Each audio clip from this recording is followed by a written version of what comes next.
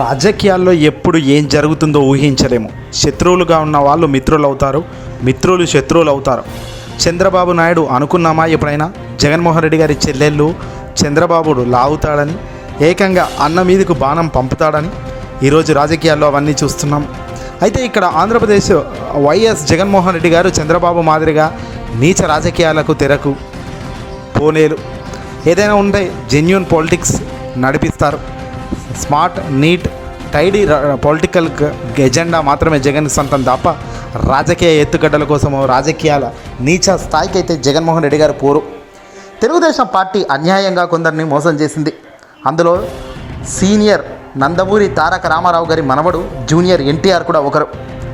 తండ్రిని అలా మోసం చేస్తే కొడుకును తెలుగుదేశం పార్టీ వాడుకొని వదిలింది.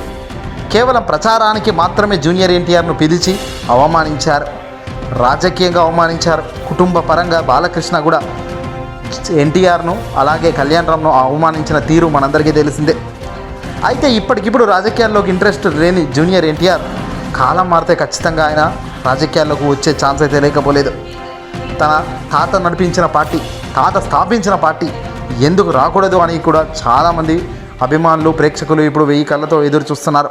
సరిగ్గా ఇదే తరుణంలో ఆంధ్రప్రదేశ్ సీఎం జగన్మోహన్ రెడ్డి గారు అలాగే జూనియర్ ఎన్టీఆర్ ఇక్కడ వ్యక్తిగతంగా ఇద్దరి క్యారెక్టర్లు కానీ, ఇద్దరి ఆలోచన విధానం కానీ, ప్రజల పట్ల ఇద్దరికి ఉన్న రెస్పెక్ట్ కానీ, అటు ప్రజల నుంచి వీళ్లకు వచ్చే అభివాదం కానీ వేరే లెవెల్ అనే చెప్పాలి. సినిమా నటుడిగా జూనియర్ ఎన్టీఆర్ రాణిస్తున్న సంగతి తెలిసిందే. అద్భుతమైన సినిమా స్టార్గా ఎంతో ఎదిగిన జూనియర్ ఎన్టీఆర్ తన తాత పెట్టిన రాజకీయ పార్టీ తెలుగుదేశం పార్టీని కైవసం చేసుకోకుండా తగిన విధంగా జాగ్రత్తలు తీసుకుంటున్న చంద్రబాబు నాయుడు లోకేష్ కోసం ఎన్నో ఆటుపోట్లు, ఎన్నో ఇబ్బందులు పడుతూనే ఉన్నారు.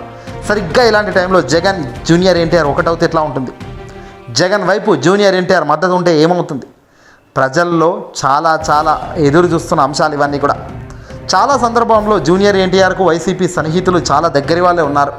కొడాలి నాని, వల్లభనేని వంశీ లాంటి వాళ్ళతో జూనియర్ ఎన్టీఆర్కు మంచి సంబంధాలు ఉన్నాయి.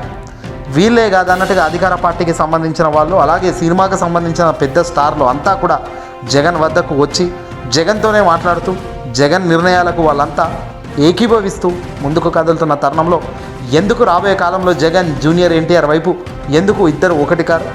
ఖచ్చితంగా ఒకటి కాబోతున్నారు. ఒక రోజు వస్తుంది, ఆ రోజు జగన్ వద్దకు జూనియర్ ఎన్టీఆర్ పార్టీకి మద్దతుగా ఉంటారని.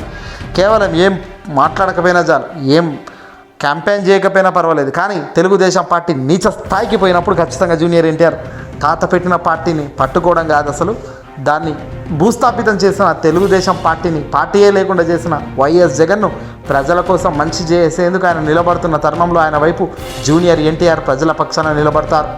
ఇక్కడ జగన్ అన్న జూనియర్ ఎన్టీఆర్ కన్నా వ్యక్తిగత విభేదాలు కానీ ఏమీ లేవు.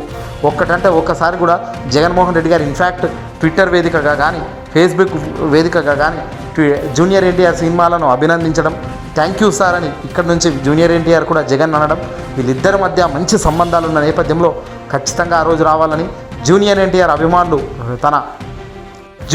అభిమానులు చాలామంది ఈ ఘట్టం కోసం ఎదురు చూస్తున్నారు.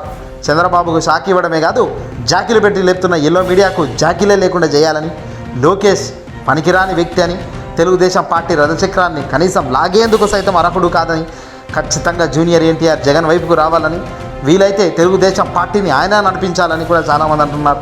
ఏదైనా కాలం ఎటు దారితీస్తుందో ఎవరని చెప్పలేం. ఈరోజున్న రాజకీయం రేపున్నది ఈరోజు ఉండదు. వ్యక్తిగత ఆవేశాలు, పౌరుషం మొత్తం మార్చేస్తుంటుంది. కొన్ని సందర్భాల్లో ఆలోచన, మంచి చేసే లక్ష్యం ఎప్పటికీ నిలబడుతుంది. ఈ వీడియోని అసలు ఒకటి షేర్ చేయండి.